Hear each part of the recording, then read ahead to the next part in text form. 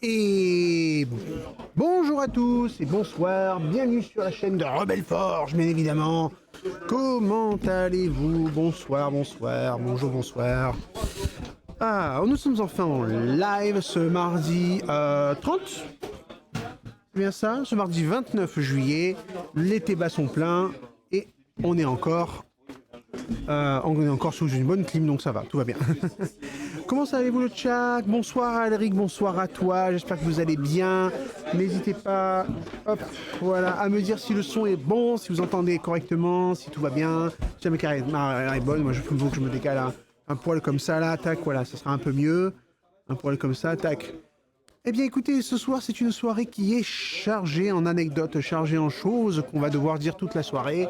Mais avant ça, comment allez-vous?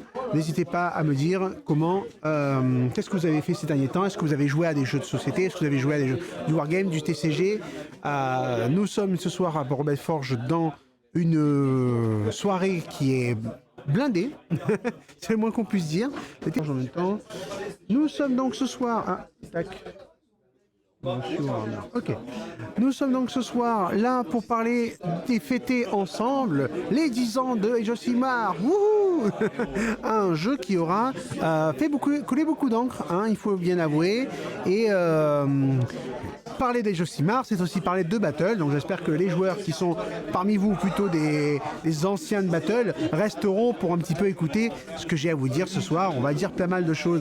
Ah oui, non mais attends, mais tu sais, après, Alric, on n'est pas, voilà, on n'est pas des bêtes, hein, on s'adapte, hein, et puis le jeu a beaucoup évolué. Vous le verrez, il y a beaucoup de choses qui ont été faites. Dis-moi si le son est bon, mon cher Alric. Dis-moi si l'image est bonne, si tu vois bien. Hein. On va attendre un petit peu voir s'il y a 2-3 personnes qui se ramènent. Allez, je change de scène. Attention, abracadabra. Hop. Voilà. Regardez-moi cette belle table, ce beau tapis néoprène là. On voit pas, je pense pas qu'on voit la caméra comme ça. Si je fais.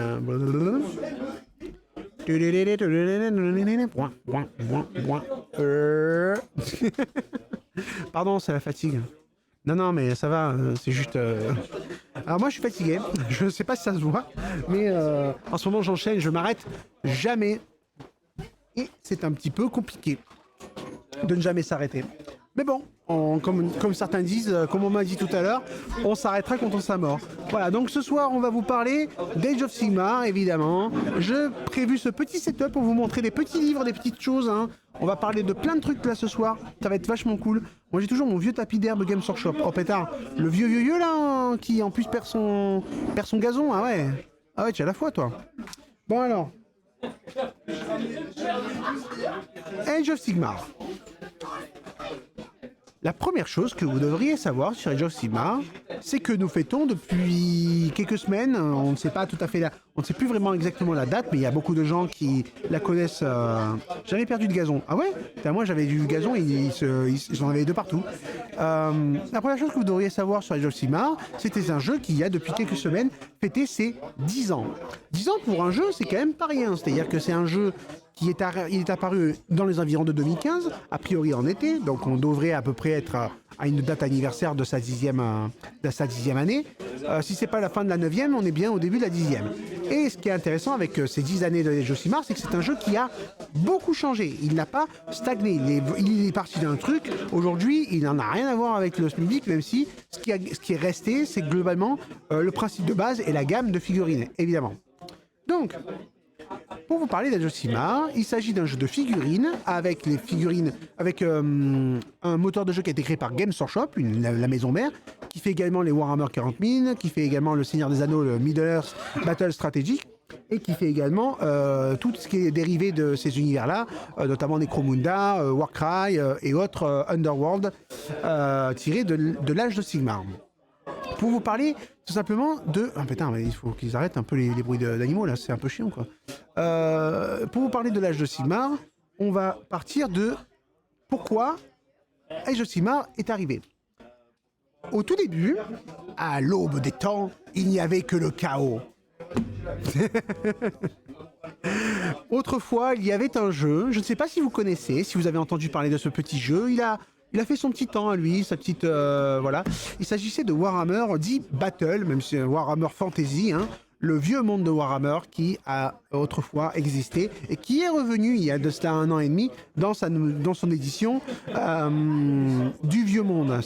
Je vous reparlerai du vieux monde une autre fois, on en avait beaucoup parlé sur cette chaîne, mais tout l'intérêt du vieux monde, c'est de revenir sur ce qu'on avait vu avant.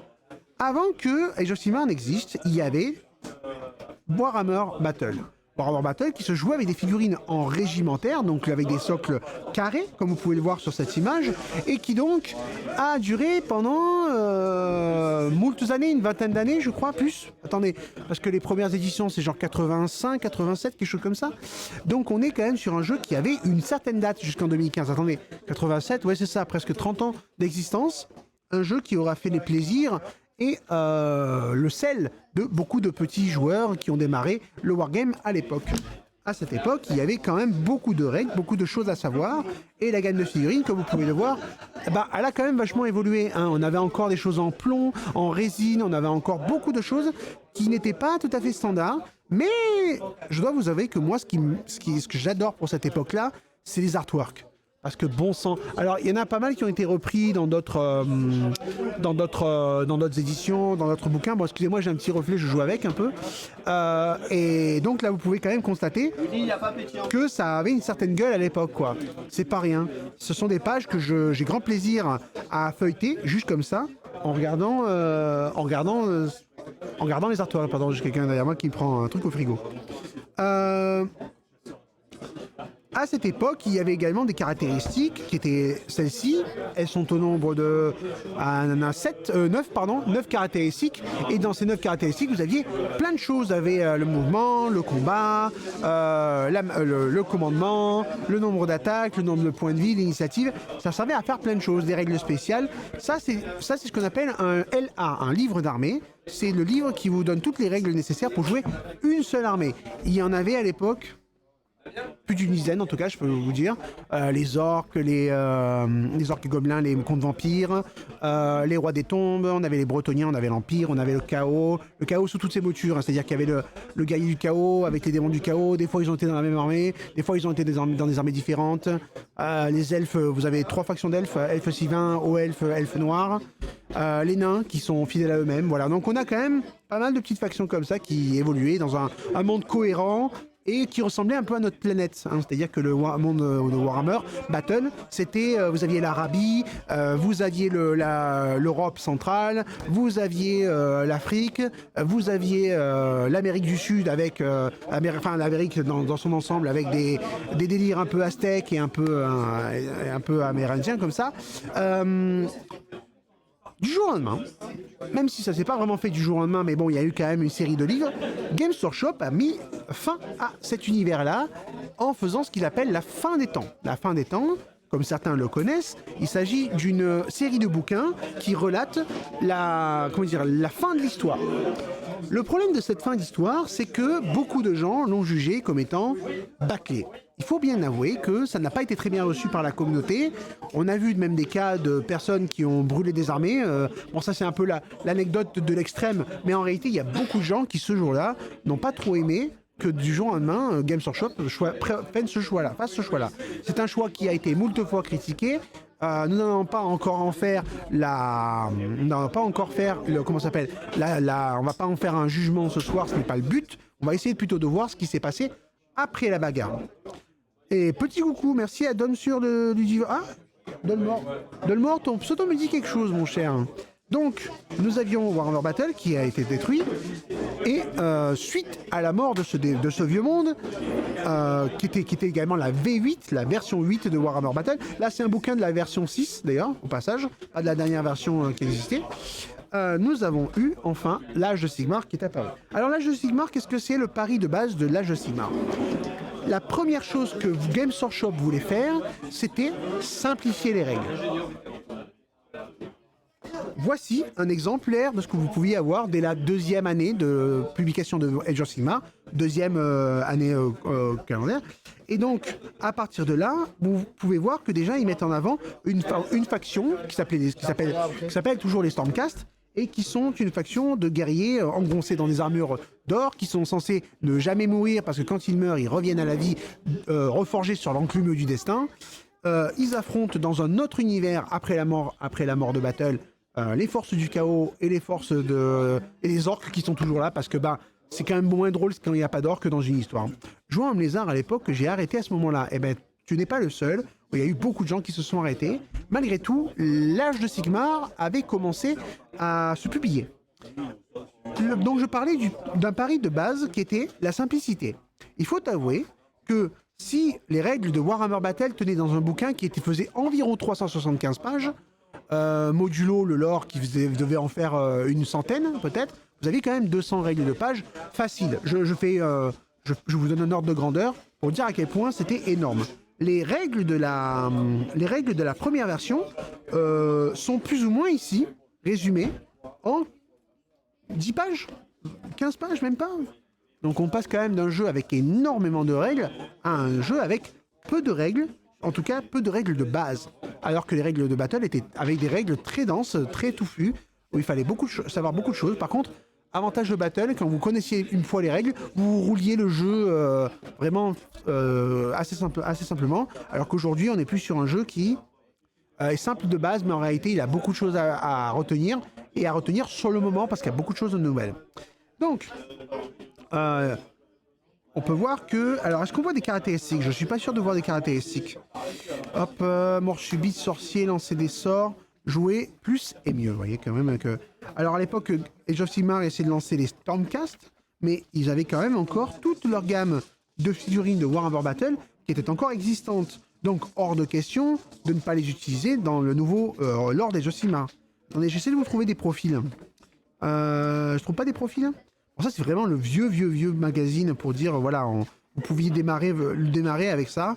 Même au niveau de la direction artistique, on est sur quelque chose de beaucoup plus accessible, entre guillemets. Alors, on a des vieux artworks, hein, comme celui-là, mais on a des nouveaux, comme celui-là. Là, attendez, voilà, ça, typiquement, ça, c'est un artwork qui est de la V1, qui relate des combats, et c'est beaucoup plus... Alors, certains diront à High Fantasy, c'est vrai, mais c'est également un univers qui est moins dark, surtout. Le changement de socle avait fait beaucoup parler. Effectivement, outre la simplicité, on passe enfin à des socles ronds. En fait, j'essaie de vous montrer des profils depuis tout à l'heure, mais j'arrive pas à le faire. C'est pour ça que je passe pas à la... Voilà. Admettons, voilà. Tac, on va regarder un profil d'armes, d'unité. Je vous en trouve un. Il n'y en a pas, hein. Je galère, hein. En plus, j'ai pris le seul truc où il n'y a pas de... Quel idiot. Je vous montre ça après. Bam. Alors, voilà, je l'ai trouvé. Voilà, donc un profil de bataille, contrairement à avant. Avant, un profil de bataille, c'était pas tout ça. C'était plus quelque chose comme ça. Dans un profil de bataille, vous aviez... Hop. Voilà. Vous aviez votre caractéristique avec potentiellement des figurines qui étaient différentes au sein de la même fiche, parce que vous aviez parfois des figurines d'élite, d'état-major, des figurines un peu plus puissantes que les autres. Les règles spéciales qui pouvaient être assez longues avec pas mal de descriptions dessus. Ça c'est l'encart. Et derrière, vous aviez des fiches de référence pour résumer les options que vous pouviez prendre sur vos figurines. Là, il y avait marqué, vous pouvez prendre une épée, vous pouvez prendre une hache à deux mains, vous pouvez prendre un bouclier. C'est en DLC, le changement de socle avec beaucoup... C'est en DLC, qu'est-ce que tu veux dire par c'est en DLC excuse-moi, j'ai plus le contexte pour ce qui était en DLC. Donc là, on a tout ce qu'il faut savoir sur la figurine, ses mots-clés, et ses règles spéciales avec son profil. Si avant, pour taper, on devait savoir comparer le combat de l'adversaire, regarder un tableau pour savoir comment on tape. Ensuite, une fois qu'on l'avait touché, on regardait si on l'avait blessé en comparant la force et l'endurance des figurines. C'était beaucoup plus un jeu de rôle dans lequel on va beaucoup lancer des tests de caractéristiques pour voir si on affronte là. Une blague, vu que tu ne trouvais pas les stats. Ah oui, d'accord, les stats c'était en DLC, d'accord. Ben non, elles le sont effectivement un petit peu quelque part parce que c'est un DLC quelque part. Hein, c'est pas un truc c'est pas un stand-alone. Donc ici, toutes les aptitudes sont là. Par contre, vous n'avez plus du tout ce délire très jeu de rôle. Vous avez un jeu beaucoup plus simplifié avec la portée des armes, le nombre d'attaques, le score pour toucher, le score pour blesser et les dégâts. Voilà.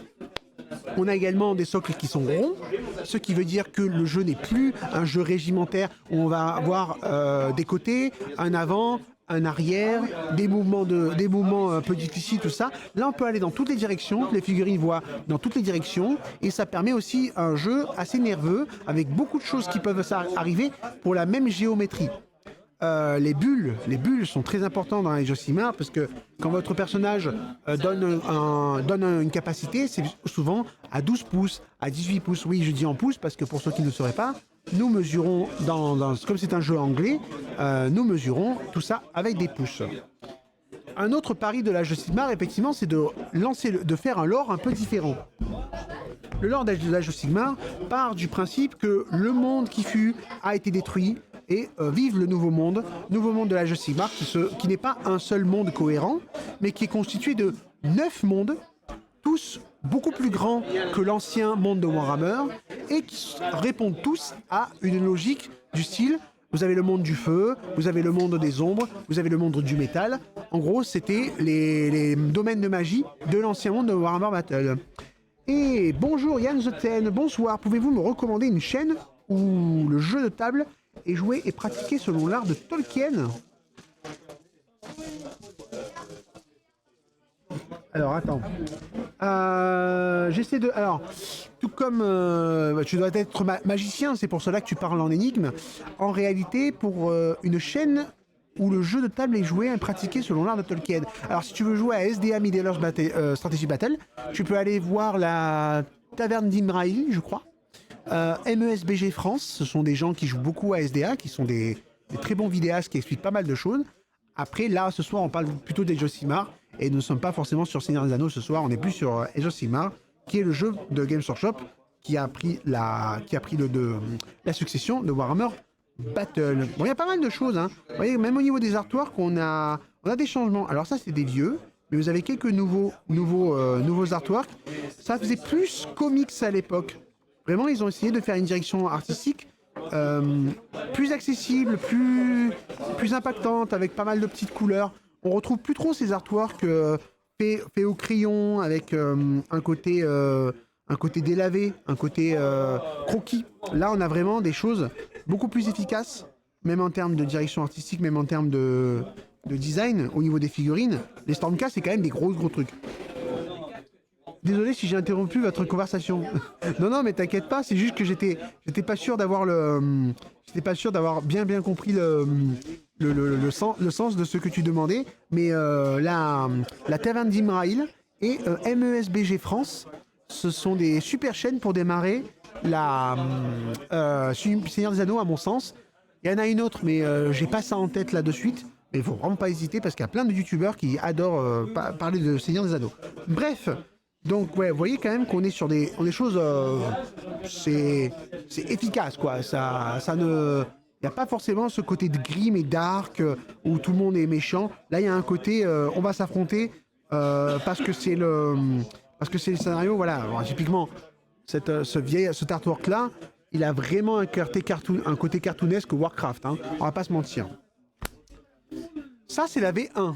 De Warhammer Age of Sigmar. C'est la V1, c'est une version qui aura, encore une fois, fait beaucoup couler d'encre, déjà parce qu'elle succède à Warhammer Battle et elle tranche dans le lard, mais vraiment, elle est à 104, c'est même plus à 180 degrés, c'est 720 degrés, et puis après tu retournes encore en arrière au cas où l'autre est pas encore devant toi, quoi.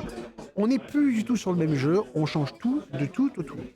Ce qui fait que l'on arrive à un jeu qui a également fait des paris au niveau de leurs règles, de simplicité, encore une fois, qui est de dire, bon ben maintenant, l'initiative n'est pas forcément tirée au dé, elle est faite selon la barbe du joueur qui a la plus longue barbe, il n'y a pas de coup en point, du coup on joue un peu ce qu'on a envie.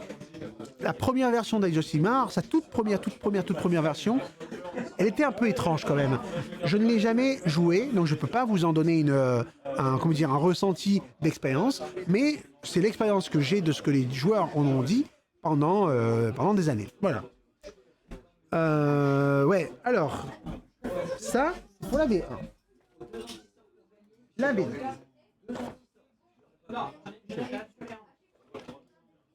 Ça, excusez-moi, je regarde si j'ai pas oublié un truc. Tac.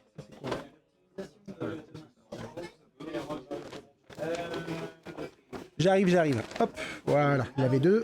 Là, je sors tout ce qui est de la V2. La deuxième version des Josimar. Et même avant ça, une sorte de 1.5 qui était sortie nous a gratifié de nouvelles choses très intéressantes, puisqu'enfin, Age of Sigmar se dote d'un système de jeu qui a réfléchi, qui a pris en compte ces 4-5 années un peu chaotiques, durant lesquelles ils ont été très critiqués, ils ont essayé des choses qui n'ont pas plu à tout le monde, mais ce qui a quand même permis à Age of Sigmar, je pense, d'être ce qu'il est aujourd'hui, eh ben, c'est la gamme de figurines. Il faut bien avouer qu'en V2, non seulement on a un système de jeu qui est tip-top, mais en plus, à cette époque-là, ils sortent des modèles tout nouveaux. Là, vous voyez des idonettes notamment. Je ne sais pas si vous les voyez bien. Les idonettes sont des sortes d'elfes sous-marins qui traversent les mers des royaumes pour aller piller et affronter les forces du chaos. Ou piller des pauvres adversaires comment dire, des pauvres adversaires incapables de se...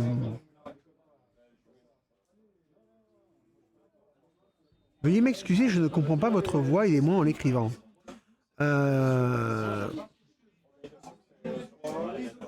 Attends, excusez-moi. Alors, résumé. Pardon, mais c'est juste bonsoir. Yann de Ten, je suis un peu... je n'ai pas compris ta question. Donc, il va falloir reformuler. Excusez, je ne comprends pas votre voix. Aidez-moi en me l'écrivant. Alors, je vais pas m'interrompre pour écrire sur le chat. Là, j'essaie d'animer une émission plutôt orale où on partage un petit peu. Je vous lis, mais je vais pas pouvoir écrire sur le chat. Je m'excuse de ça. Donc, ici, on va avoir des nouvelles figurines, tout ça, et des nouvelles règles qui sont beaucoup plus matures, beaucoup plus maîtrisées. Enfin, l'initiative, elle est différente. Enfin, il y a des traits de combat qui sont bien définis. Et surtout, Age of Sigmar fait un pari qui est de pouvoir faire ce qu'on appelle un double tour. Si avant, à chaque nouveau tour, un joueur démarrait et affrontait et déroulait, et ensuite c'était à l'autre de démarrer, là il y avait des possibilités de jouer 2 tours d'affilée. Ce qui avait une certaine implication dans le jeu, c'est vraiment intéressant. Sachant qu'en plus, dans Age of Sigmar de base, quand vous tapez au corps à corps, vous n'allez pas forcément taper en premier. Vous allez taper en alterné, ce qui change beaucoup de choses dans le jeu. Vous avez une gestion des points de commandement. Il y a beaucoup de choses qui ont été récupérées de la V8, entre guillemets, de Warhammer 40 000. Il y a pas mal de choses qui ont été récupérées de ça. Sachant qu'en plus, la deuxième version des Age of Sigmar, c'est l'occasion de faire sortir encore d'autres nouvelles factions. Là, vous avez un exemple d'un grand méchant de l'histoire, Archaon, qui avait en plus une énorme monture tricéphale avec des grandes ailes. C'est un des modèles les plus gros. C'est certainement le modèle le plus gros des Age of Sigmar. C'est un dieu, hein, plus ou moins, hein, et qui aura fait ses offices. À l'époque, il y avait quand même beaucoup de modèles qui appartenaient encore au vieux monde de Warhammer, et qui étaient sortis vers la fin du vieux monde de Warhammer, et qui n'étaient pas encore des modèles récents.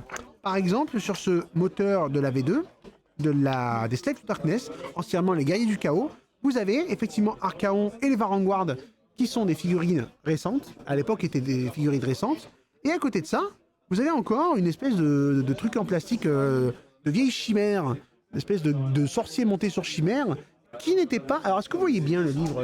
Moi, je pense que vous les voyez bien, j'ai l'impression. Hein. Une vieille chimère, un sorcier monté sur chimère, qui était encore vieux de la fin de la V8. Alors, je ne sais pas s'il y en a quand même qui ont testé Age of Sigmar à ces époques-là. Est-ce qu'il y en a qui ont connu la V1 ou qui ont démarré à la V2? Parce qu'il me semble que, du coup, la V2 avait quand même fait bien les choses et avait attiré plus de monde. On avait des bouquins. Alors, on avait aussi encore des bouquins à l'époque qui étaient comme ça, en couverture souple, mais on commence à voir apparaître des bouquins en couverture dure.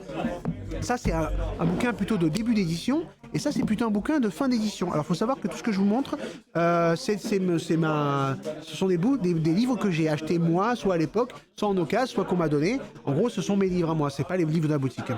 C'est aussi l'arrêt brutal de Battle et l'arrivée de AOS présenté comme son remplaçant, qui n'a pas plu aussi à l'époque. Bah oui, parce qu'effectivement, comme on a dit, c'est même, comme je dis, c'est un 720 degrés, quoi. On a fait 4 sorts sur soi-même, et ensuite on a prétendu qu'on était la même chose. C'est pas tout à fait le cas. Effectivement, le jeu n'a rien à voir avec Battle, si ce n'est qu'on a quand même les mêmes armées, les mêmes héros qui reviennent. Vous avez toujours Archaon, vous avez toujours Teclis chez les hauts elfes, vous aviez toujours Alarielle, je crois que c'est comme ça qu'elle s'appelle, Alarielle chez les elfes sylvains, qui sont devenus les Sylvanettes et compagnie. J'ai dû tester la 1.5 car les zones lézards n'étaient pas dispo de base, si je me souviens bien. Tu parles bien de la 1.5 de la 1.5 de Josimar, hein, pas de Oldworn, hein, c'est bien ce que j'ai compris. Ah, d'accord, si tu as testé la 1.5, c'est intéressant parce qu'effectivement, il y a eu quand même une V1 très chaotique, une V1.5 plus mature, et c'est vraiment la V2 qui a commencé à donner un peu ses lettres de noblesse. Oui, la 1.5 d'AOS, oui, excuse-moi, hein, c'est vraiment pour être sûr. La 1.5 d'AOS qui a donné, la version 2 d'AOS qui a donné un petit peu un second souffle, qui lui a permis d'exister. La seconde partie des Josimar avait malheureusement encore les défauts de celle de la première édition et il y avait encore beaucoup de choses à faire. Comme je vous ai dit, il y avait aussi les figurines qui étaient encore vieillissantes. Et d'ailleurs, au passage, on a un petit jeu qui se prépare juste après et qui fait quand même son petit bout de chemin. Il s'agissait de Warcry. En chevauchant entre la V2 de Warhammer Age of Sigmar et la V3, Warcry était censé être un produit d'appel qui vous permettait de démarrer dans l'univers d'Age of Sigmar tout en jouant des figurines à petite échelle. Quand vous jouez une bande de Age of Sigmar, vous jouez maximum 15 figurines et minimum 3 figurines. Donc autant vous dire que c'est pas des jeux d'armée, c'est pas des combats à grande échelle où on va avoir un seigneur de guerre, des cavaleries lourdes et compagnie. Non, on se bat sur des petites maps. Et à l'époque d'ailleurs, on se battait principalement dans les royaumes du chaos. D'où Warcry, c'était vraiment l'affrontement dans les royaumes du chaos. Ça a changé. Et ce petit jeu-là a participé également au succès d'Age of Sigmar parce que à l'époque, en plus de ça, ils ont rajouté énormément de figurines qui étaient de la gamme d'Age of Sigmar, des bandes de Warcry. Et elles sont toutes assez splendides. Alors on voit pas forcément, je sais pas si j'ai des artworks un peu pour vous montrer, mais vous aviez notamment les Iron Golem. Je crois que c'est ça, les Iron Golem qui étaient vraiment très jolis.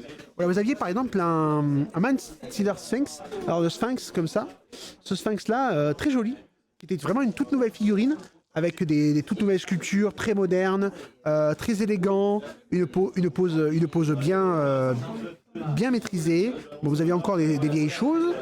Voilà, et bon, ça c'est par exemple c'est une vieille figurine. Hop, qu'est-ce qu'on avait? Ça aussi c'est des vieilles figurines. Voilà, vous aviez, alors bon, le vieux côtoie le nouveau, hein.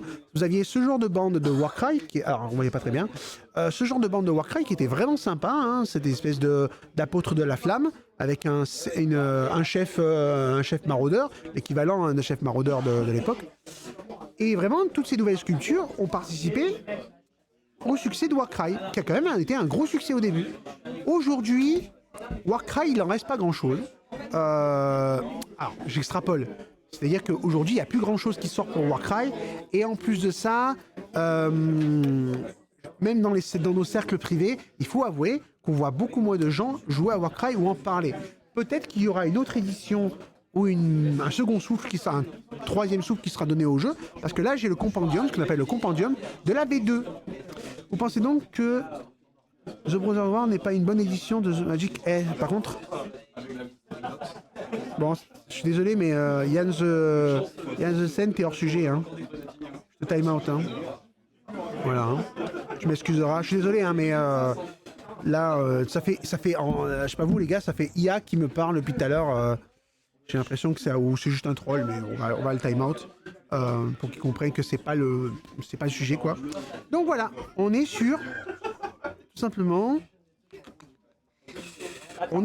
sur une... Là, le compendium, excusez-moi, j'ai perdu le fil de ce que j'étais en train de dire. Le compendium, c'était l'occasion de rajouter toutes les armées de Warhammer Age of Sigmar dans le jeu, dans Warcry, alors qu'à la base, c'était que des petites bandes du chaos.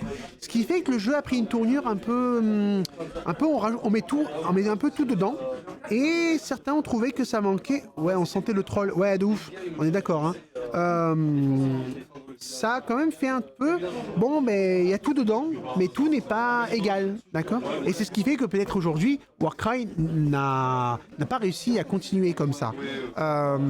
D'ailleurs, on prendra l'exemple de Kill Team. Kill Team, la version futuriste du jeu d'escarmouche de Warhammer 40 000, qui elle a vraiment pris le pari de quitter les profils génériques, de ne pas mettre toutes les figurines dans le jeu, et au contraire de garder quelques bandes et de bien les maîtriser en termes d'équilibrage et en termes de jeu. Moi, je suis persuadé que Warcry peut revenir sur la scène, mais il va falloir qu'il fasse certainement cette chose-là. Donc voilà, Warcry qui a quand même... Par contre, Warcry, ça a cartonné de ouf. Hein. Je sais qu'il y a plein de gens qui ont démarré Age of Sigmar parce qu'ils avaient aimé Warcry. Le jeu était simple, très facile d'accès, un peu random, un peu tire sur mon doigt, ça fait des trucs, mais c'était vachement accessible et ça a attiré beaucoup de gens. Et puis bon voilà, c'est un jeu apéro Warcry, hein, c'est pas un jeu. Il y a des gens qui se tryhardent vraiment dedans, hein, mais c'est un jeu un peu apéro quoi. La seconde édition de Warhammer Age of Sigmar avait quand même son lot de nouveautés, mais on va arriver à celle qui a, pour moi, été et reste encore aujourd'hui la meilleure version d'Age of Sigmar, la V3. Hop. En troisième version d'Age of Sigmar, donc voici le bouquin collector que j'ai racheté à quelqu'un qui l'avait acheté à l'époque parce que je l'ai eu avec avec la boîte Dominion, une énorme boîte dans laquelle vous aviez des Stormcast. On arrive sur une édition qui est beaucoup plus mature. Le jeu est beaucoup mieux écrit, beaucoup plus accessible. Beaucoup plus clair aussi sur les règles et sur comment on en vient à jouer au jeu. Et surtout, on a des nouveaux Stormcast. Je vous avais parlé des Stormcast comme quoi ils étaient un petit peu lourdeaux les premiers. Certains ne les aiment vraiment pas. Moi ça va, je leur trouve un petit charme. Mais j'avoue que des fois je les regarde, ils piquent un peu les yeux. Ça dépend certains, ça dépend de la peinture. Voilà, il faut avouer que ces premiers Stormcast avaient vraiment une DA très particulière. C'est vrai. Et ils sont arrivés, je vais vous les trouver, avec des nouveaux Stormcast plus fins, plus détaillés, vraiment. Alors attendez, j'arrive pas à les trouver. J'aimerais vous trouver une petite image. Plus fin, plus détaillé, plus héroïque, plus réaliste, avec des carnations qui ont un vrai sens réel. Et donc, on arrive quand même sur une gamme de Stormcast. Enfin, voilà, vous avez des Stormcast ici. Là, on avait... Alors, je sais pas si on va bien voir. On va essayer de zoomer un peu parce qu'on a quand même la possibilité de zoomer. Comme ça. Voilà. Là, vous avez des nouveaux Stormcast qui sont vraiment sympathiques. C'est-à-dire que, autant, avant, on avait des espèces de chocos, vraiment brutes de décoffrage, pas très subtiles. Voilà, des espèces de centurions, tous en armure lourde, pas très subtiles, encore une fois. Je vous en retrouve, on va comparer. Voilà, si un Stormcast c'était plus ou moins ce genre de choses. Ah putain. Si un Stormcast c'était plus ou moins ce genre de choses là, aujourd'hui on est quand même sur quelque chose de beaucoup plus fin, beaucoup plus élégant. Et on a rajouté également des héros qui sont vachement cool. Vachement bien. Par contre, on est d'accord que vous entendez encore l'eau ou pas d'ailleurs?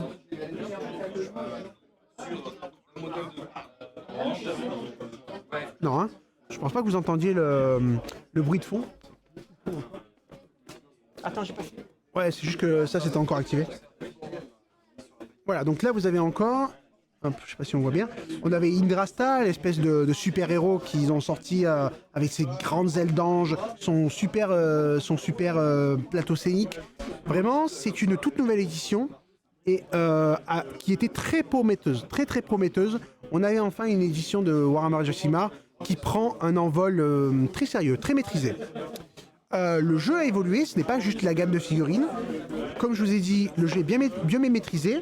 Il y a beaucoup plus de règles. C'est vrai que certes, le jeu reste simple. Ah si on a le bruit de fond, ça doit jouer pas loin. Oui, par contre, on est en pleine boutique de jeu, ça joue beaucoup, hein, ça c'est vrai. Et je sais que, et c'est pour ça que j'essaie de rendre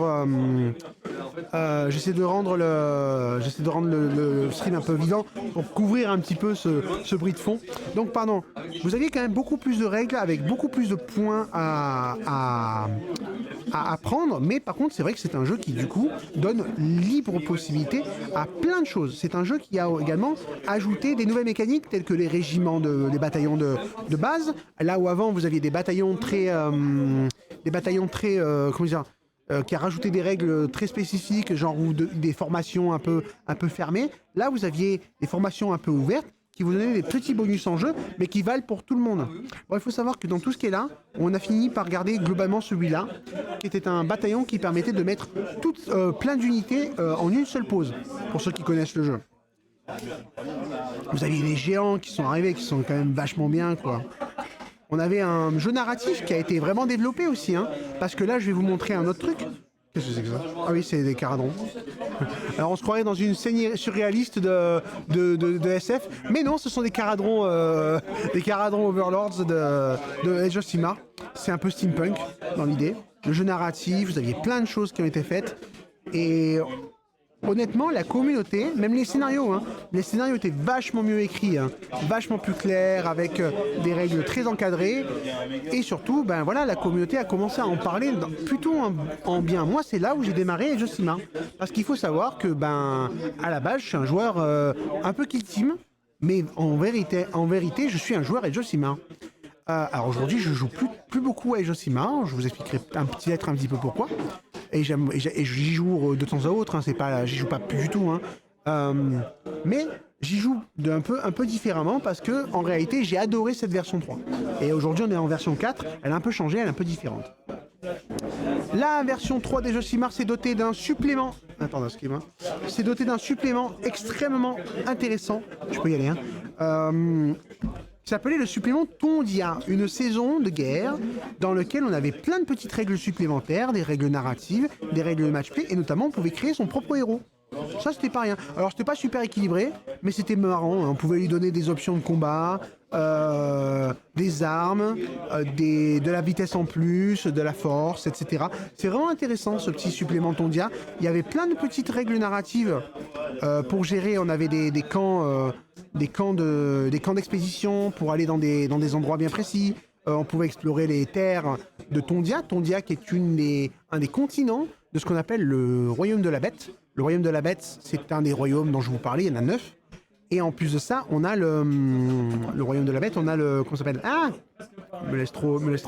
On avait Gur, c'est le royaume de Gur, d'accord? Et Tondia est un des continents. On avait Tondia, on avait... Comment ça s'appelle? Je sais plus. Mais c'était très cool parce qu'on avait, à chaque nouvelle saison, à chaque nouveau supplément, on avait un nouveau continent qui se déployait devant nous. Et vraiment, ce supplément Tondia, je l'ai un peu utilisé plusieurs fois pour faire des parties. Il était vraiment sympathique. On a plein de nouvelles figurines qui sont sorties avec. Et en V3, on avait également la chose suivante. Hop, ce truc-là s'appelle un manuel du général. Alors, c'est un supplément que vous connaissez peut-être aujourd'hui, mais qui a toujours existé, qui est un supplément qui concerne le match play. Le match play, c'est le jeu égal, le jeu entre guillemets compétitif, même si c'est pas forcément compétitif. C'est la scène compétitive qui a pris ce mode de jeu-là comme son mode de jeu principal, mais à la base c'est un jeu égal, c'est-à-dire un jeu qui se veut plus équilibré, plus encadré, dans lequel on a moins besoin de créer pour y jouer. Je ne sais pas si tu connais Florence Mendes, c'est une humoriste et joueuse de figues géaniste. D'accord. Non, absolument pas. C'est une Française? Elle a une chaîne YouTube? Ou quelque chose comme ça? Humoriste et joueuse de figues. Ah, si c'est une humoriste, non, ça me dit rien. Moi, je suis pas très... J'en connais quelques-uns des humoristes, mais j'en connais pas énormément. Le manuel du général que nous avons ici, c'est celui d'une saison. Il a duré, je crois que celui-là avait duré 1 an. Ensuite, il y avait eu un autre manuel qui a duré 6 mois. Ils sont revenus sur une formule de 1 an, parce qu'il est vrai que 1 an, c'est quand même vachement bien pour redécouvrir les règles d'un jeu. Parce que, en fait, quand on avait le manuel du général, déjà on avait les règles du jeu à l'intérieur. Ce qui est cool parce que on n'a pas besoin de racheter ce gros livre que je vous ai montré tout à l'heure pour pouvoir jouer au jeu. On pouvait acheter uniquement le manuel du général. Mais par contre, quand on rachetait des manuels du général à chaque fois et qu'on rachetait les règles, on était en mode bon, c'est un peu dommage. Mais c'est vrai qu'en premier achat, c'était idéal. Mais cette nouvelle saison rajoutait des scénarios, comme vous pouvez le voir, des nouveaux sorts persistants et surtout des coups en point. Des coups en point qui, je crois, n'étaient pas ici, ils étaient ailleurs. Ce qui fait que, voilà, il y avait des petits rééquilibrages. Hein. Cette unité, elle prend 10 points, cette unité, elle prend 5 points, etc., etc. Alors d'ailleurs, en parlant de ça, de coups en points, un des paris d'Age of Sigmar, c'est non seulement de simplifier les règles, mais aussi de simplifier la création de listes, la création d'armées. Vous n'avez pas possibilité de mettre des équipements payants sur vos unités. Par exemple, vous ne pouvez pas dire, bon, cette unité de guerrier, je lui donne des armes lourdes pour 5 points chacun. Non, ce n'est pas possible. Age of Sigmar, vous allez plutôt avoir 2 profils, un profil arme lourde et un profil armure de base. Excusez-moi, je remets ça parce que j'ai le retour juste ici. Ça me permet quand même de voir un peu ce qu'il en est. Voilà, donc le manuel du général dont je vous parlais, super supplément qui a quand même rythmé une grande partie de la V3 et qui lui a donné ses lettres de mot de noblesse. Hop. En V3, c'est l'occasion également pour moi d'avoir acheté 2 super bouquins de mes factions préférées, les Sceptres of Darkness et les Blade of Khorne. Et je dois avouer que je suis très content d'avoir acheté ce truc-là à l'époque. C'est une version qui était vendue dans un bundle avec toutes nouvelles figurines du chaos, avec des nouveaux guerriers, avec des nouveaux élus, les élus du chaos qui étaient vraiment splendides. Un nouveau prince démon, on a eu plein de super figues. En fait, toute la V3, ça a été, pour utiliser un langage un peu commun, dinguerie sur dinguerie. Vraiment, je crois qu'il y a eu très peu de factions qui n'ont pas eu leur gros supplément de règles, avec leur plus gros supplément de figurines, pardon. Et ça nous a amené quand même à une saison 3, une 3e édition qui a vraiment donné, je pense, un vrai seal of approval à Age of Sigmar. On va juste regarder comme ça. Moi, j'ai ce petit livre là, une espèce de poème au début, un poème un poème sombre qui explique ce qui s'est passé en fait, les mortels qui sont restés sur les terres de Sigmar alors que le monde se faisait envahir. Ils se sont sentis abandonnés par le dieu Sigmar, un dieu qui était autrefois un dieu on ne savait pas vraiment s'il était physiquement présent sur Terre. Maintenant, dans les royaumes hôtels, Sigmar est présent. Mais il a perdu contre le chaos encore une fois, et il se l'est parti pour forger les Stormcast. C'est à ce moment-là que les mortels qui sont restés sur place ont dû se soumettre au chaos. Mais ils ont ressenti ça comme un abandon, et certains se sont soumis, plutôt que d'être soumis, ils ont prêté allégeance. C'est un bouquin qui est très intéressant parce qu'il raconte aussi beaucoup de choses sur ce que le chaos a apporté dans l'âge de Sigmar, avec la nouvelle figurine de Be'lakor, évidemment, qui était une superbe figurine, énorme d'ailleurs, un truc comac, quoi. Et vraiment, des nouvelles règles aussi pour jouer une armée qui en avait quand même vachement besoin. Ah, putain, une espèce de prince démon là, ailé comme ça, J'ai adoré ce bouquin. Il est très joli. On vous reparle en plus des bandes de Warcry dont je vous parlais, vous savez, les bandes les bandes de 5-6 figurines qu'on retrouve. Et là, franchement, quand je parcours ces pages, il y a assez peu de figurines vieilles. Vraiment, je crois que ça, c'est nouveau. Ça, c'était nouveau. Ça, c'était vieux. Ça, c'était à l'ancienne. Ça, c'est vraiment le héros qui date vraiment de l'époque. Mais ça, c'est nouveau. Ça, c'était nouveau. Ça, c'était également nouveau. Les nouveaux élus, absolument somptueux, les nouveaux élus. J'en ai acheté, enfin, j'en avais 10 avec le bundle de base. Ça, c'était nouveau. Ça, c'est nouveau. Ça, c'est également nouveau. Là, je crois qu'il y a ah, voilà. Vous aviez un hôtel de guerre qui est encore aujourd'hui utilisable, mais qui n'est pas une figurine récente. Eh bien, j'aime bien l'ancienne figurine. Laquelle? Tu parles de celle-là? On parle de celle-là? Hop. Tac. Ancienne figurine. Non, mais la question de ne pas savoir s'ils sont bien ou pas, évidemment que moi, je leur trouve un vrai charme à ces vieilles figurines. Hein. Franchement, il y en a qui la trouvent dégueulasse, mais je suis d'accord avec toi, moi, je la trouve très bien. D'ailleurs, je la joue encore aujourd'hui en tant que sorcier pour Warhammer Battle, enfin pour Warhammer The Old World. Et en vrai, elle passe. Hein. Je trouve qu'entre la peinture et la pose, et même la taille, hein, elle fait pas de figure. Elle est relativement cohérente. Moi, je trouve que ça va. Tu vois. Bon, après, je pense qu'elle est zoomée parce que normalement, elle est sur socle de 32. Là où lui, il est sur socle de 40. Bon, ils ont un peu triché aussi. Voilà. Donc, l'hôtel ici, qui est une vieille figurine. Mais sinon, tout le reste est du nouveau. Qu'est-ce qu'il y avait de l'ancien? Ça, c'était du nouveau. C'était des bandes de Warcry dont je vous parlais. Pareil pour ça. Voilà, bah, c'est vraiment... Je pense que c'est vraiment un des meilleurs bouquins que j'ai pu avoir. Je l'ai feuilleté nombre de fois. Et là, on arrive aux règles. Et mon Dieu, les règles des Save to Darkness. Qu'est-ce que c'était cool. J'aime bien l'ancienne figurine de Be'lakor. Je suis d'accord avec toi. Elle avait une échelle qui était très cohérente. Elle était très bien aussi. Le nouveau est juste somptueux, mais il est peut-être un peu gros. On a enfin une faction qui se dote d'énormes... Bon, on a encore ce genre de trucs là aussi. Qui de règles vraiment intéressantes, beaucoup de synergie, des marques du chaos, bon bref. Je ne vous fais pas toute la review de ce bouquin-là, mais ça a été mon préféré pendant très longtemps. J'aimais beaucoup la faction, j'aimais beaucoup ce qu'ils en avaient fait. Pareil, j'ai entendu très longtemps celle-là, parce qu'il faut savoir que Khorne, la faction de Khorne a eu beaucoup de temps avant d'avoir un vrai livre de 3e version qui soit potable. Ils sont passés par plein de phases. On était encore en V2, la V2 que je vous ai montré tout à l'heure. Hein. C'est-à-dire que en 2000... attendez, on va regarder ça ensemble. Le bouquin que je vous ai montré sur Khorne, celui-là, date de... On va regarder ça ensemble. Hop. Alors, 2019. Dans ce bouquin-là, c'est 2019, d'accord? Si je ne suis pas bêtise, celui-là, c'est 2022. Donc ça veut dire que il a fallu attendre quand même 3 ans pour avoir un nouveau bouquin, sachant qu'entre-temps, la nouvelle édition était sortie. 2023, donc 4 ans. 4 ans minimum. Ah, 3 ans minimum, pardon. 3 ans minimum, voire 4 ans.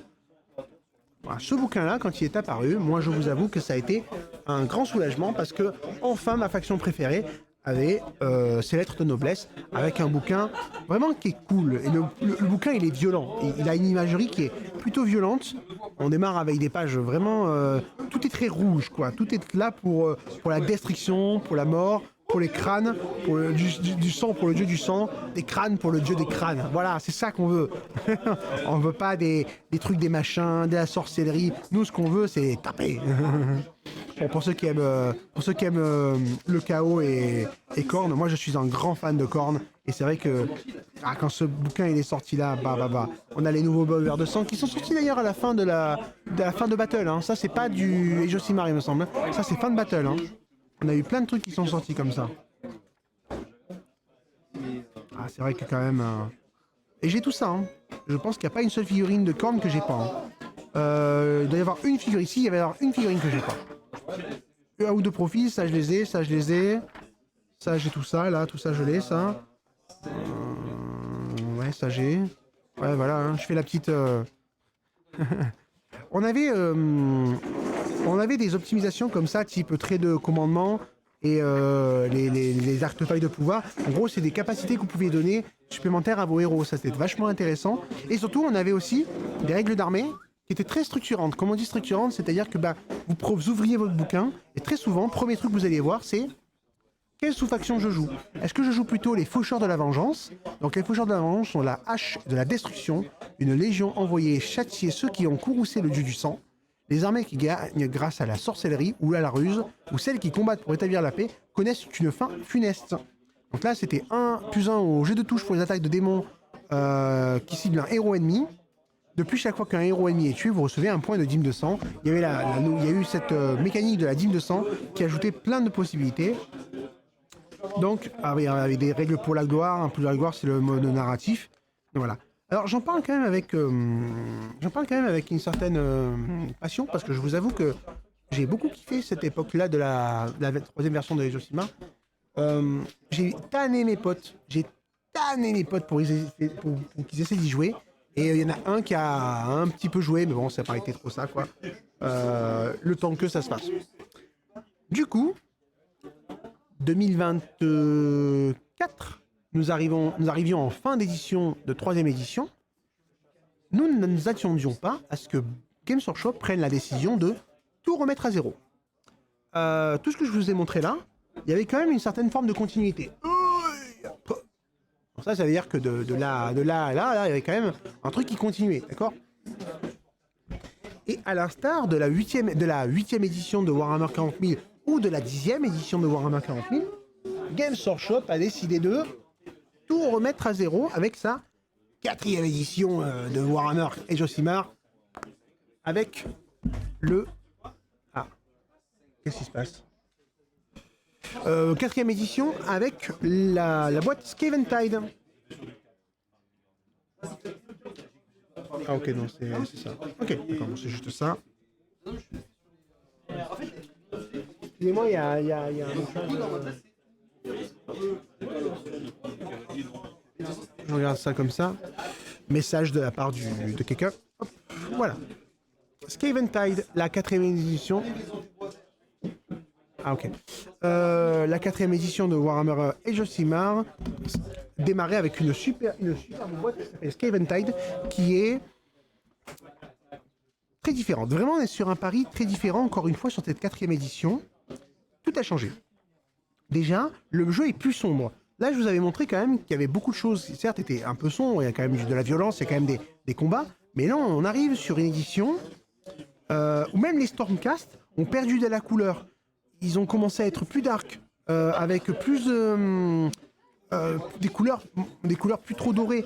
Et surtout, des Stormcast qui ont un lore qui justifie le fait que quand ils meurent et qu'ils reviennent, ils reviennent plus vraiment dans le même état. Ils commencent à perdre de leur humanité. Et ça devient des espèces de guerriers, très... comment dire, enfin, ça devient des espèces de guerriers très... Ah, pardon, excusez-moi, je suis désolé, hein, parce qu'il y a beaucoup de distractions autour de moi, c'est compliqué de garder la ligne. Des Stormcast qui sont restés... qui sont devenus... Enfin voilà, quand ils reviennent sur l'enclume du destin après être morts, ils perdent leur humanité, ce qui fait que ça les rend plus dark, moins manipulables. Ils ont été capables parfois de outrepasser les ordres de Sigmar, ou d'oublier leurs proches, voire de les tuer, parce qu'ils ne les reconnaissaient pas, ils pensaient que c'était des cultistes, ou des choses comme ça. On a en plus un bouquin qui est assez somptueux, je dois vous avouer, beaucoup de bons artworks, beaucoup de choses. Là, on a ces pages-là qui sont faites comme ça, je sais pas ce que vous en pensez. Moi, je les trouve très jolies, ces pages-là. Elles ont une espèce de crayonné qui, en même temps, dessine les figurines de la gamme. Et en même temps, on a quelque chose de réaliste, de joli. On revient un petit peu à ce qui faisait les premières heures de Warhammer. Et c'est vrai qu'on peut le dire. Il y a comme un retour en arrière avec cette 4e édition. Parce que, pas en termes de règles, parce que la règle n'a rien à voir avec Warhammer Battle, mais en termes de visuel, on a quelque chose de beaucoup plus puissant. On a vraiment quelque chose qui revient un peu ce qui a fait le plaisir de jouer à Warhammer Battle. Ça n'est toujours pas Warhammer Battle. Entendons-nous bien, et ceux qui n'ont pas aimé l'Age de Sigmar dans ses premières heures, pour des raisons qui leur sont propres, ne vont pas forcément aimer cette nouvelle édition de Warhammer Age of Sigmar. Un truc intéressant avec la 4e édition, c'est qu'elle va rajouter des règles beaucoup plus ergonomiques. Si jusque-là, les profils de figurines, c'était... je vais essayer de vous trouver un profil. Si les profils de figurines, c'était quelque chose qui était un peu en méli-mélo de règles, mis un peu tous au même endroit, là, on va avoir quelque chose de très visuel, avec des couleurs. La couleur est très importante dans cette 4e édition de Warhammer Age of Sigmar. Je vous en trouve un. Tac. Aptitude, voilà, les profils. Donc ça, c'est les profils de la V4. Ok. Planning de la aptitude de la V4. Profil de la V3. Voilà. Donc les profils de la V3, les profils de la V4. Je vais remettre ça sur la caméra. On va voir ce que je fais. Voilà, parfait. Donc là, on peut voir que à ce moment-là, on avait le carcan avec le carton avec toutes les statistiques, caractéristiques et les armes et compagnie. Et là, vous aviez monture. Le trône de sang de cette unité est armé de gueules de crinçantes. Équipage. L'équipage sanguinaire de cette unité est armé de l'arme infernale. Coup décapitant. 6 jets de touche modifiés. Bon, vous aviez tout un petit peu au même endroit, avec la même couleur, avec la même idée. On n'a pas forcément tout qui a été fait. Il y a un peu de lore aussi. Bien sûr, oui, il y a du lore, carrément. Il y a pas mal de lore qui a été rajouté dans cette 4e édition. Hein. Et il y a un petit peu des choses qui ont été mises. Là aussi, vous avez du lore, attention. Hein. Mais là, vous avez enfin des capacités qui prennent de la couleur. Bon, vous avez évidemment les carcans d'attaque et de caractéristiques, mais aussi vous avez ces espèces de capacités, comme ça, qui ont un encadré. Et l'encadré, la couleur de l'encadré, vous donne en général la phase à laquelle il va se jouer. Ce qui fait que, quand vous avez des choses comme ça, par exemple des capacités sur lesquelles il y a marqué attitude de tir, tir, machin, tout ça, voilà. Quand vous avez ce genre de choses-là, ce qui est très intéressant, c'est qu'il vous suffit de voir la couleur pour savoir à quelle phase ça va se jouer. Et très souvent, il y a juste marqué le timing dessus. Là, par exemple, il y a écrit votre phase de tir. Il n'y a pas de... Il y a quasiment plus de questions à se poser. On regarde la couleur, on regarde le timing, on sait très rapidement ce qui va être nécessaire de faire pour jouer une aptitude. En plus, les aptitudes vont avoir des mots-clés. Alors là, par exemple, c'est base, attaque, tir. Donc cette capacité est à la fois une capacité de base. On ne peut pas en faire plus de 2 fois dans le même tour. C'est une attaque, donc on attaque, on déclenche toutes les mécaniques qui sont liées autour de l'attaque. Et en plus, c'est un tir. Donc ça veut dire que, par exemple, si vous aviez eu l'occasion de réduire la touche au tir, si elle mot-clé tir, vous réduisez la touche du mot-clé tir. Voilà. C'est règle de base de la V4. C'est un super moteur de jeu. J'avoue que le moteur de jeu, il a jamais été aussi mature, il a jamais été aussi ergonomique. Tout est clair. Vraiment, je pense que on arrive sur une édition qui est pas difficile à comprendre. Et en plus de ça, je vais vous en parler, mais on a eu, et je vais vous chercher la boîte juste après, on a eu en plus de ça un mode de jeu supplémentaire pour démarrer Josimar qui s'appelle Spearhead, le fer de lance. Oui, c'est nouveau, ouais. Et du coup, le fer de lance, qui est un mode de jeu dans lequel vous prenez votre une boîte avec écrit Spearhead dessus ou avant-garde, voilà. En gros, c'est une boîte de démarrage pour jouer une armée. Et toutes les règles sont sur des fiches, vous les prenez, vous jouez, vous n'avez pas de construction de liste à faire, vous avez juste les règles de base du jeu à apprendre, plus les cartes à maîtriser et compagnie, et ça joue. Et ce qui fait que cette version 4 a recruté énormément de nouveaux joueurs qui ont vraiment beaucoup aimé beaucoup aimé la nouvelle manière de amener Josimar. Je vais vous chercher le truc.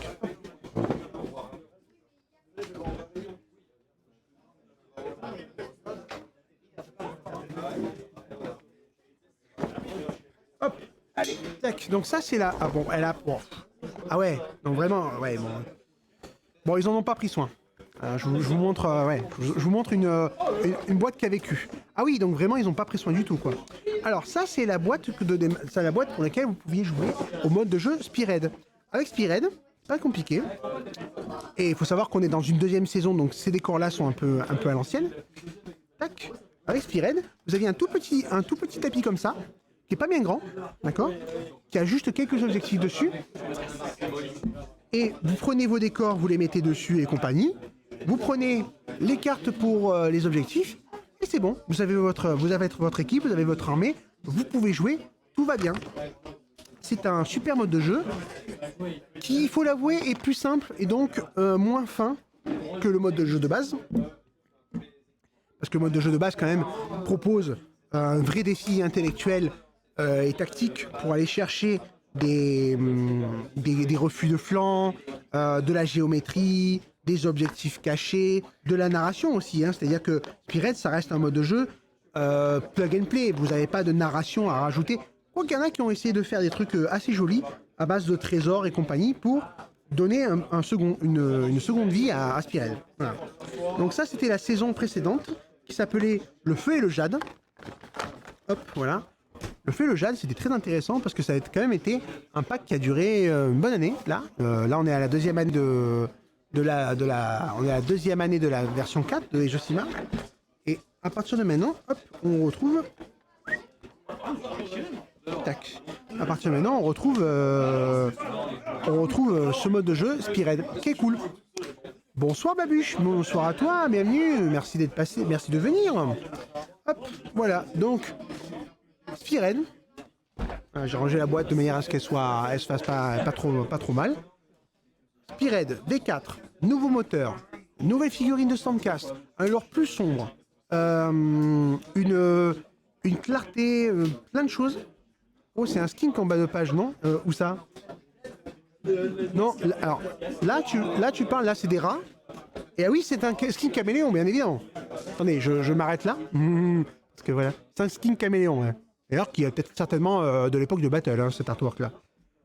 Mais je vous disais, c'était quelque chose, double page ouverte. Ouais, c'est celui-là. C'est une version qui est très prometteuse, mais je vous avoue que j'aimais bien ma V3. Je vous avoue que j'aimais bien la V3 des Josimar quand même. Hein. Parce que ils se sont pas contentés dans la version plus ergonomique. Ils ont changé aussi beaucoup de choses. Ils ont enlevé par exemple la caractéristique de commandement. C'est-à-dire que autant on avait encore cette caractéristique-là qui pouvait être utilisée dans le gameplay, c'est plus le cas sur Age of Sigmar. Elle datait encore de Battle, c'était un des rares trucs qu'on avait vraiment en termes de caractéristiques qui pouvaient susciter des tests. Et ben c'est fini, il n'y a plus de caractéristiques de commandement. À la place, on a un objectif contrôle, une capacité à prendre les objectifs, plus ou moins. C'est pas vraiment du commandement, c'est pas vraiment l'occasion de gérer le stress, le moral, voilà. Là, c'est plus l'occasion de voir si on prend les objectifs, si on est capable, si on a de la présence sur table. Autre chose qu'ils ont enlevé, ils ont enlevé beaucoup de la, de la saveur, je trouve, des formations de bataille. Tout à l'heure, je vous parle des formations de bataille, c'est-à-dire des sous-factions. Tout à l'heure, je vous parlais des sous-factions qui avaient quand même pas mal d'intérêt, notamment parce qu'elles avaient des règles intrinsèques qui étaient assez complètes, et surtout, vous voyez qu'il y avait ça aussi, mais il y avait aussi des traits de bataille qui étaient beaucoup plus complets. Là, on en retrouve tous ces artefacts-là, tous ces traits de commandement ici, il y en a pas mal de disponibles. Et en plus, vous avez 6 possibilités, avec chacune de leurs règles et compagnie, qui étaient vraiment très intéressantes. Et aujourd'hui, en fait, on est passé à une formule où on se retrouve plutôt avec 4 formations. À chaque fois, 4 formations. À chaque fois, 4 objets magiques dont je vous parlais. Vous savez, les artefacts et traits de seigneur de guerre.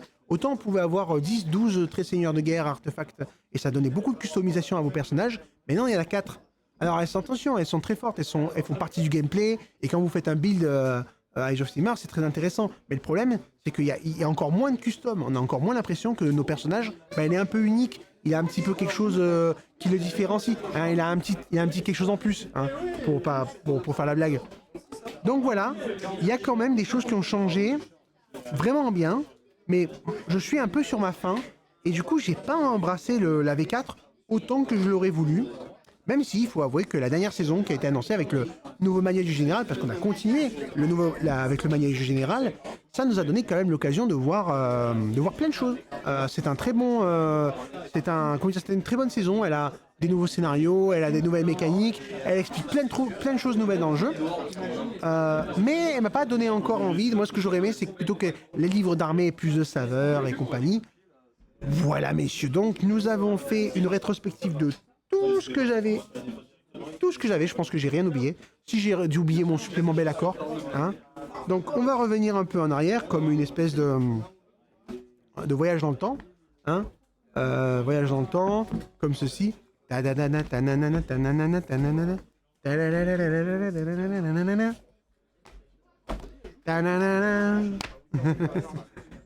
Tac. Voilà.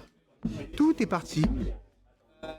parti d'un Warhammer Battle, Warhammer Fantasy, un grand jeu des années 80 qui aurait été remplacé par un petit frère ou un descendant un peu ambitieux qui n'a pas forcément réussi à capter l'attention dès le départ. Il a pu susciter de la véhémence. En revanche, au fur et à mesure des versions, on voit de plus en plus un Age of Sigmar qui se concrétise, qui devient de plus en plus mature, qui donne encore plus de corps à ses règles, qui permet à son système de jeu d'exister et surtout d'être joué de manière agréable et claire. C'est super important. On a un passage en V3 qui est vraiment la consécration d'une maturité. Et en plus, les game designers, ils écoutaient la communauté, c'était vraiment trop cool.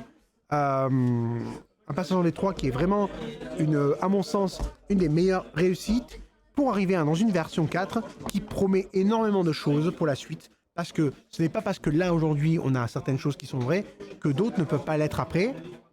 Il est un peu probable que la version 5 de Age of Sigmar revienne encore à zéro. Peu probable, je le conçois.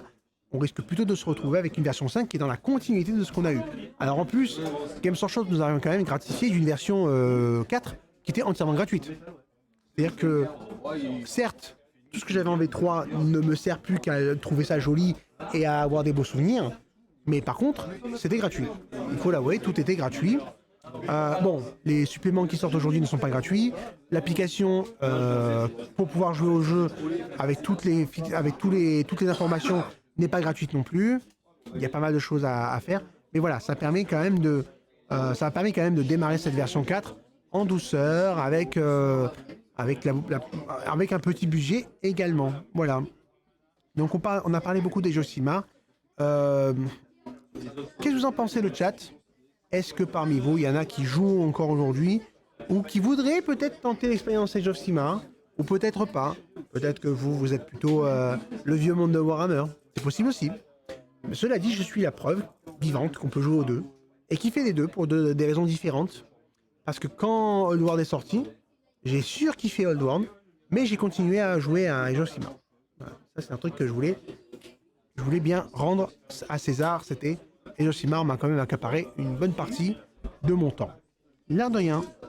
Voilà. 10 ans, hein. 10 ans quand même, hein. Hein, le chat. Vous êtes combien? Vous êtes 7 sur le chat. Merci à vous de votre présence. J'espère que vous avez aimé cette petite rétrospective. Nous n'avons pas tout à fait fini, mais on va passer un petit peu dans un format plus conversation, plus on voit un petit peu ce qu'on fait. Hein, je vous ai quand même présenté beaucoup de choses. il y a toujours, alors, pendant ce temps-là, dans les contrées, vous jouez dans quelle France 140? Ah ouais, au pétard. Français là-bas et ici la Wehrmacht. Ok, bon bah il y a Wehrmacht contre Français lors de l'invasion à ma gauche. C'est plutôt joli, hein. Je vous ferai des photos éventuellement. C'est sympa ça. Franchement, cela ne m'attire pas plus du tout. Je jette un œil nostalgique dessus. Tu parles de Battle? Attends. Tu parles d'AOS du coup. Sachant que j'ai beaucoup de jeux de société et je me suis mis au TCG Altered. Ah d'accord, ah oui, effectivement. Alors ça c'est un gros truc. TCG, la question c'est TCG ou Wargame? Pas TCG et Wargame, c'est compliqué. Faire les deux c'est compliqué quoi. Sachant que j'ai beaucoup de... Bah moi je pense qu'on peut jouer aux deux après, pas TCG Wargame, à Age of Sigmar et Battle pour des raisons différentes. Après, ce qu'il y a de bien aussi dans Age of Sigmar, c'est qu'il y a certaines figurines qui peuvent se passer d'un jeu à l'autre. Je suis de la génération Battle et AOS m'a cassé mon jeu, mais je me tâte pour The Old World. Ah, ok, oui. Ah, je suis en présence plutôt de joueurs de The Old World alors. Bon, mais j'aurais essayé de vous montrer un peu que ce jeu a quand même eu des phases et il a quand même beaucoup changé. Il lui a donné ses lettres de noblesse. Moi, si j'ai un truc à vous dire, aujourd'hui, Games Workshop a sorti Warhammer The Old World et c'est une réussite. À mon sens, c'est une vraie réussite. Et pour moi, ça a réconcilié un peu le meilleur des deux mondes. C'est qu'aujourd'hui, on peut évoluer dans un univers où on a un jeu très narratif, compliqué au démarrage, mais qui a aussi beaucoup de richesses de gameplay, beaucoup de choses à apprendre, beaucoup de choses à voir, un lore vraiment établi depuis une quarantaine d'années. Ça, c'est le vieux monde. Et vous avez un petit jeune tout prometteur, très efficace, avec un moteur de jeu béton, facile d'accès, qui ne demande pas énormément de temps pour comprendre comment ça se passe. Alors, une partie qui demande quand même de la pratique, hein. Il y a quand même beaucoup de... Vous pouvez démarrer tranquillement, mais une partie peut finir par demander beaucoup de temps. Mais Age of Sigmar, c'est quand même un jeu qui propose une expérience beaucoup plus moderne du wargame, beaucoup plus... On va pas se mentir, hein, beaucoup moins jeu de rôle hein, aussi. Hein. On est sur un jeu de cartes un peu revisité en termes de game design, hein, je veux dire, parce qu'on a des suppléments, on a des effets, des synergies d'effets, on a des piles quasiment d'effets qui peuvent se résoudre d'une certaine manière. C'est pas tout à fait comme ça que ça se passe, mais c'est un petit peu ça aussi. On a beaucoup de combos, là où avant, dans Warhammer Battle, il y avait moins de combos, c'est pas tout à fait pareil. C'est plus on avait plus ce qu'on appelle un stacking de règles, c'est-à-dire le fait d'avoir un équipement qui renforce, un sort qui permet de faire plus de choses. Là, on est vraiment sur mon seigneur à 12 pouces donne plus une touche à un machin. Là, j'ai mon décor de règles qui donne plus une touche à un machin. Là, j'ai un sergent d'unité qui va donner relance, enfin pas de relance, mais d'ailleurs, tiens, on va en parler de ça, qui va donner de la sauvegarde à mon unité. Bref, c'est très intéressant ce qu'a fait Age of Sigmar, qui est plus proche de Warhammer. Mais à tester, pourquoi pas. Franchement, n'hésitez pas. S'il y en a en plus qui sont parmi vous, pas loin de Rebel Forge. Je rappelle que Rebel Forge est une boutique en physique qui est sur la zone des Palus. Nous sommes derrière le micro-concept au niveau de la... Pas très loin du Bureau Vallée, enfin pas très loin du... Comment ça s'appelle de Emmaüs. Home Cinéma, Emmaüs et Yoge. Donc dans ces environs-là, vous pouvez venir. Et il faut savoir que le mode de jeu Spearhead est quand même très intéressant pour démarrer le jeu. Surtout, il y a une petite communauté de joueurs Spearhead qui sont très motivés. Bon, on est en plein été, ils sont un peu en vacances. Mais qui aiment bien, qui ont envie de montrer le jeu, de le faire découvrir, de permettre à tout le monde de tester la nouvelle mouture du jeu. Moi, j'y joue de manière occasionnelle. J'ai beaucoup plus joué au début des Age of Sigmar et compagnie. C'est pour ça aussi que voilà, j'attends de voir un petit peu ce que vont donner les nouvelles saisons, des nouveaux Battle Tomes. Ce qu'on appelle Battle Tomes, c'est les livres d'armée dont je vous parlais tout à l'heure en début. Hein, c'est les livres d'armée, mais on appelle ça Battle Tome parce que il faut savoir aussi que Age of Sigmar a mis beaucoup d'anglicisme dans son vocabulaire. Aujourd'hui, ça a un petit peu tendance à se réduire, mais ça reste beaucoup d'anglicismes qui sont restés dans le truc, quoi. Voilà. Bon. Bah écoutez, on va faire un interlude de 2 secondes. Je vais certainement aller boire celui qui gère la boutique là ce soir. Il faut que je lui dise un truc. Je reviens dans 2 secondes, le chat. N'hésitez pas pendant ce temps à me dire ce que vous aimeriez, à quel jeu vous aimeriez jouer dans les jours. Je crois qu'on vous voit. Voilà. Hop. À quel jeu vous aimeriez jouer dans les temps qui vont suivre. Hein, est-ce que c'est plutôt à Battle, du coup, à Old World? Est-ce que c'est plutôt à Altered? Est-ce que c'est plutôt à Yu-Gi-Oh? Est-ce que c'est plutôt à Bolt Action? Peut-être que vous auriez envie de jouer à Bolt Action. Hein, parce que là, d'ailleurs, c'est plutôt un bon jeu. J'ai un peu testé. Alors moi, j'ai un truc avec Bolt Action, c'est que les corps à corps se résolvent très rapidement. Vraiment, c'est létal. Hein, le corps à corps à Bolt Action, c'est on fonce, on gagne le combat, bam, on les a tués en... Il n'y a pas de temps de niaiser, hein. Un coup de mitraillette, il n'y a plus personne, hein. C'est comme ça. Hein. Tu les as capturés, machin. Bon, c'est pas... Il n'y a pas de morale ou quoi, non, non. C'est... Terminé, bonsoir. Bon, je reviens de suite.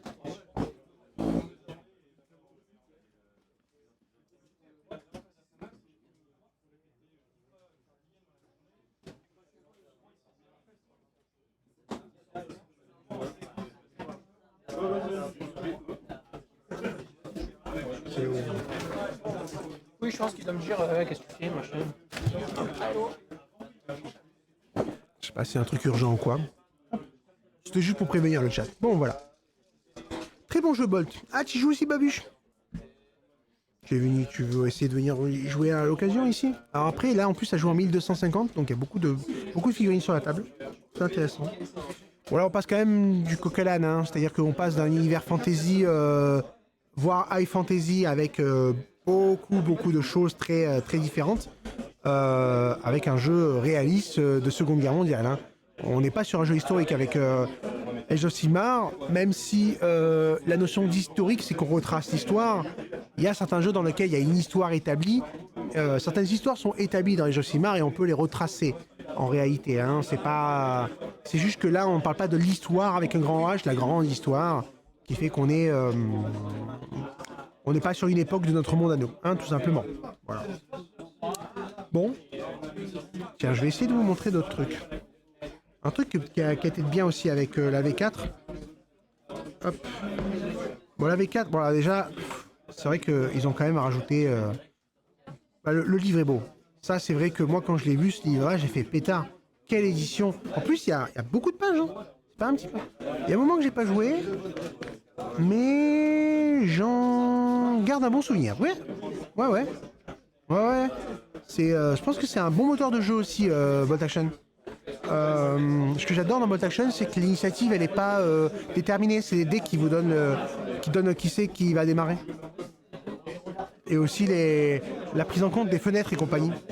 Ouais, donc là, voilà, je vous disais, on a beaucoup de belles choses. On a un mode narratif que j'ai pas encore trop regardé. Mais en gros, dans ce mode de jeu-là, vous allez donner une sorte d'arbre de talent à votre personnage qui va monter au fur et à mesure que les combats avancent. Hop, vous avez ce genre de choses-là. Des quêtes, vous avez plein de choses. Je pense qu'il y a beaucoup de choses que... Après, le jeu a gardé beaucoup de son identité. Il faut savoir, par exemple, un truc qui est intéressant avec Age of Sigmar, c'est que vous avez ce qu'on appelle la zone d'engagement qui est à 3 pouces. Dans la plupart des jeux de Wargame, ce qu'on appelle la zone d'engagement, c'est-à-dire la zone avec laquelle vous ne pouvez pas rentrer plus proche de l'adversaire à moins d'une certaine distance, parce que si vous rentrez dans cette zone-là, vous êtes engagé au combat. Là, c'est pas le cas. Vous n'allez pas être engagé au combat à 3 pouces et non pas à 1 pouce. Tout simplement.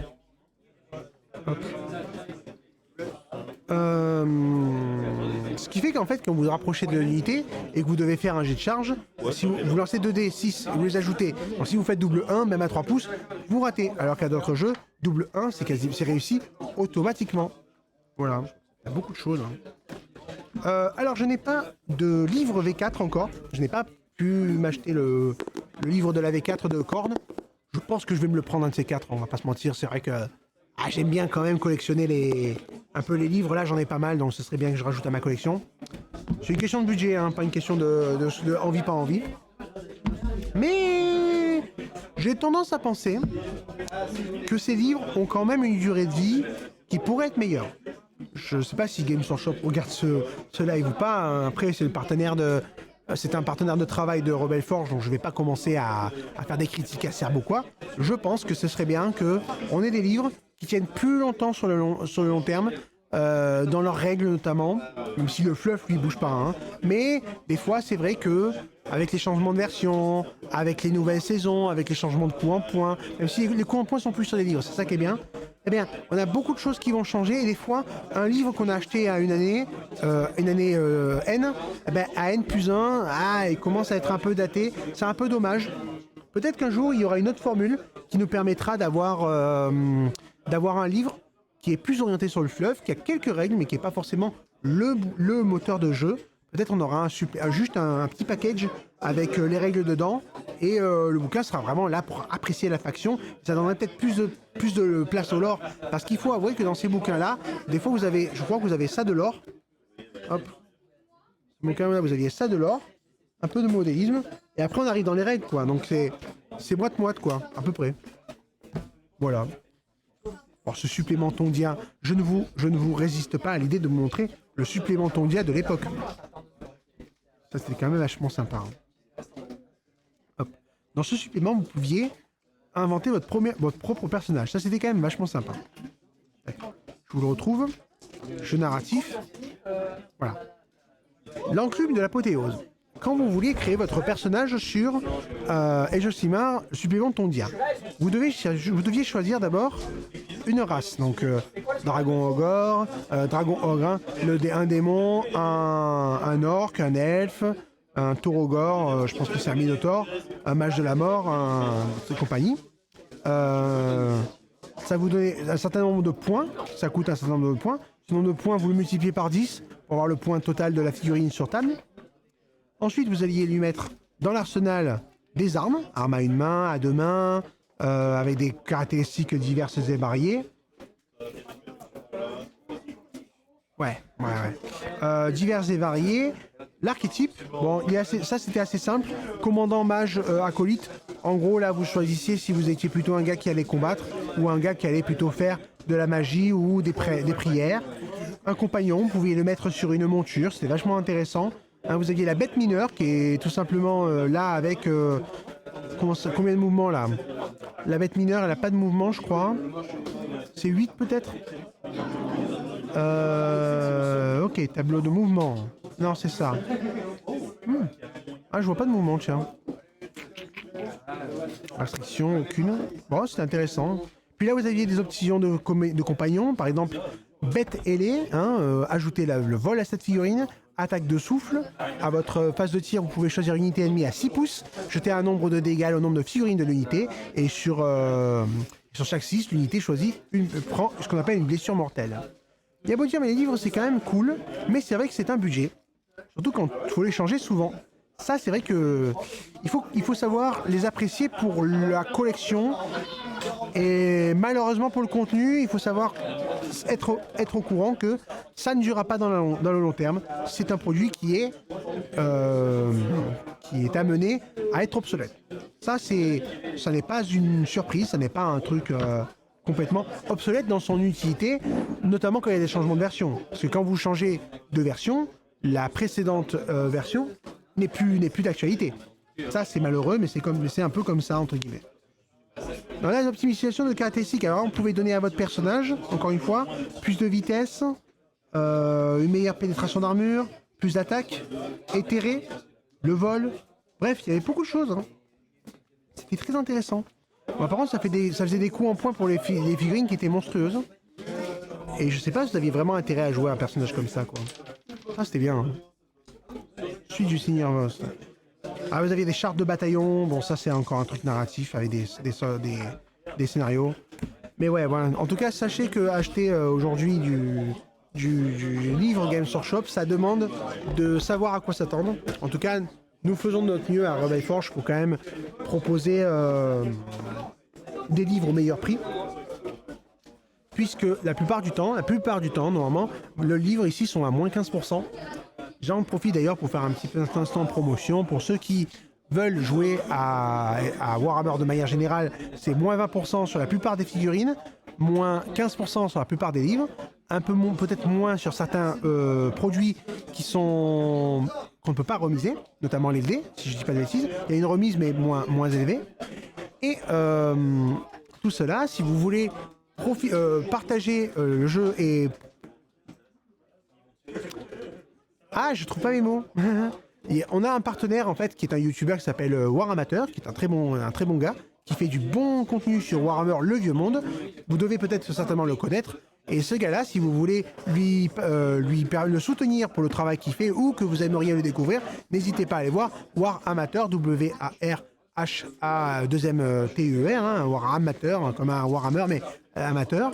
Et ce gars-là, en plus, il a son code de réduction sur la boutique. Quand vous allez acheter quelque chose sur notre boutique, vous pouvez mettre le code ou juste quand vous allez acheter votre article, vous allez faire une sélection et dire c'est à lui que je veux donner mon code de réduction.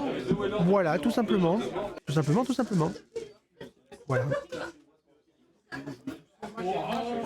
Hop, chers amis, est-ce qu'il y a des questions? Je vois que le chat s'est un petit peu calmé. Merci pour vous, merci à vous, pardon. Merci pour ceux qui sont venus nous voir. On a eu quand même une drôle d'interaction avec un certain Yann The Ten qui nous a parlé comme une IA ou un troll qui tenterait de comment dire de capter ma voix et de m'induire en erreur. Mais bon voilà, on est aware ici. D'ailleurs je l'ai time out. Je sais pas si elle va revenir ou pas. Bon, il est 21h52. Qu'est-ce que je peux dire encore pour vous parler? Qu'est-ce que je peux encore faire? Nous liveons tous les mardis soirs à 20h15. Je me demande si je vais garder ce créneau, pour être honnête avec vous. Car c'est un créneau que je réserve de soirée. Et s'il y en a parmi vous qui aiment ce créneau, qui aimerait ou qui aimerait le voir changer, n'hésitez pas à me le dire, à nous en parler sur le Discord de Rebel Forge. Ça peut être intéressant. C'est un créneau que j'ai depuis quasiment octobre. Donc il y a eu un petit peu de changement. Ça en a fait d'abord mardi, ensuite mercredi, ensuite mardi. Peut-être que c'est quelque chose qui pourrait changer. Si certains sont plutôt fans du mercredi, on verra peut-être pour le changer. Maintenant, ça nous permet aussi de pas live en même temps que notre partenaire War Amateur. Même si bon, après au bout d'un moment on pourra peut-être pas toujours pas live en même temps que lui. La preuve, demain je live et ce sera en même temps que lui. Voilà, tout simplement. Le magasin est ouvert jusqu'à quelle heure? Ça dépend les jours. Le lundi ça ferme à 18h30 car c'est une journée assez calme en général. Le mardi ça finit là jusqu'à minuit. Je crois que le mercredi également, le jeudi également et le vendredi également ça finit toujours à ces heures-là à peu près, hein. Ouais. Il est occupé le monsieur derrière moi. Le samedi, si je dis pas de bêtises, ça ferme également à 18h30, mais ça dépend. Il y a des fois des événements où ça finit un peu plus tard. C'est un peu changeant le samedi. Et le dimanche, je crois que c'est 18h30 aussi, non? Tu me le confirmes? Donc voilà, 18h30 également pour le dimanche. C'est ouvert tous les jours, hein, 7 jours sur 7. Tant qu'il y a du monde et tant qu'il y a des gens qui peuvent venir garder la boutique et la garder ouverte, tout simplement. Voilà.